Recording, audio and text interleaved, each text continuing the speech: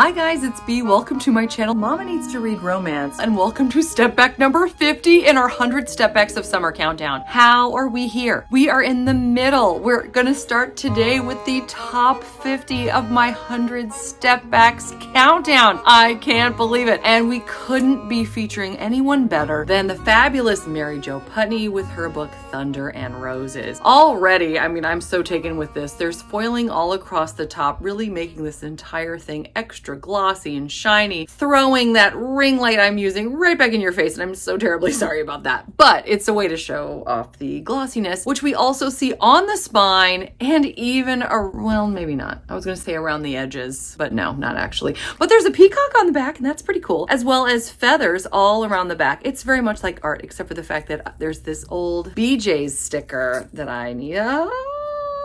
Okay, don't look.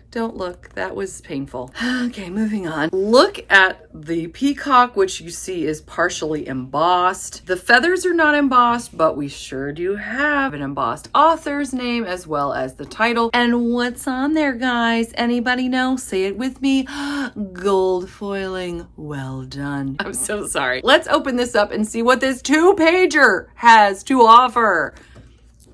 Now, I've talked about PINO a lot in the past. This is not PINO. I think that we see the first letter, perhaps an A, of their name, which has unfortunately been cut off. If in our search today you see the name where I have missed it, please let me know, because I would love to know who it is. I'm really becoming enamored with learning more about the artists. I feel like I'm learning so much through this countdown, and I'm so happy that you are along for the ride with me. We're all learning together. I love it. So let's talk a little bit more about what we have here. You know, what's interesting about this step back is you get a sense that the main event is in the bedroom, because even as the window in the background is fading, it's fading into this beautiful garden setting, but the most prominent art is in the bedroom. So even on the bottom, parts of her gown fade into this gorgeous scene where they're dancing. There's a campfire and she's swinging her dress, and I mean, you can almost hear the castanets. I'm only guessing that based on the way that they're dancing, but I can just hear some beautiful Spanish music playing as they dance. I see in the background what appears to be a wagon, as in like a covered wagon from ages old, as well as a man who perhaps, I doubt he could be a cowboy, but there's certainly a gentleman back there who is in front of said wagon who is watching them dance. It makes me want to learn more immediately. But panning back up to what I started with, which was that beautiful garden setting, lovely dreamlike quality for the vast majority of the plants around them, as well as some of the gate that we also see. But look at the expressions on our hero and heroine in this picture. Our gentleman looks very focused, very determined, very enthralled by our heroine, who she just seems overcome. And I'm not sure that that's a good thing. I can't tell if she's just lost in the moment and looking for him to take charge, or if she's sort of evading him. Maybe she's nervous. Let me know your thoughts. And I apologize for the work that they are doing in the family room. We're getting some work done. It's gonna look lovely. It's not a smoothie though. For those of you that know, you know, I've dealt with smoothie making for the better part of 6 months while my husband's been home. This is becoming about me. Let's focus on the step back. We have a gentleman whose hair is really working for me. Look at that hair. I would say he spent all day on it, but you know, technically this is an artist.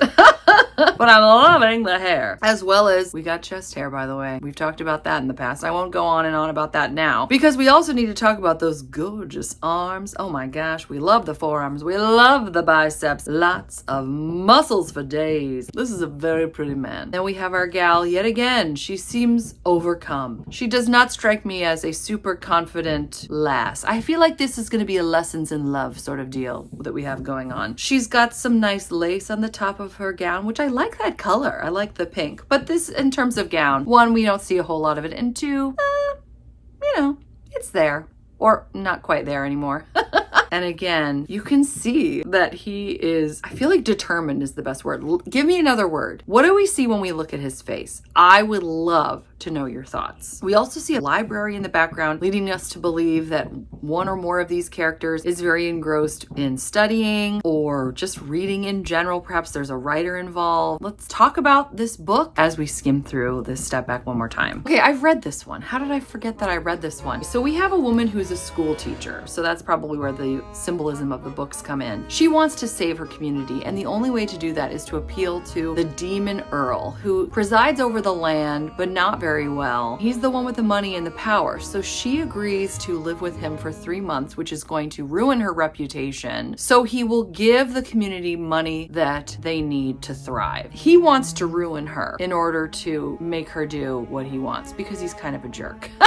But it gets better. The fascinating thing to me in this is not only does she have to live with him, but she has to let him kiss her once a day, which I find fascinating. As you can imagine, the kisses escalate quickly. She also learns more about Nicholas the Demon Earl, that he's far more than just a cad that everyone hates. It's a fascinating book. I really enjoyed it. Join us again tomorrow for a cover that features a golden bird, a hawk, an eagle, we shall see. If you have any predictions, leave them in the comments below, or you can leave me a peacock emoji, if that's a thing. I need to really figure out what the emojis are before I ask you.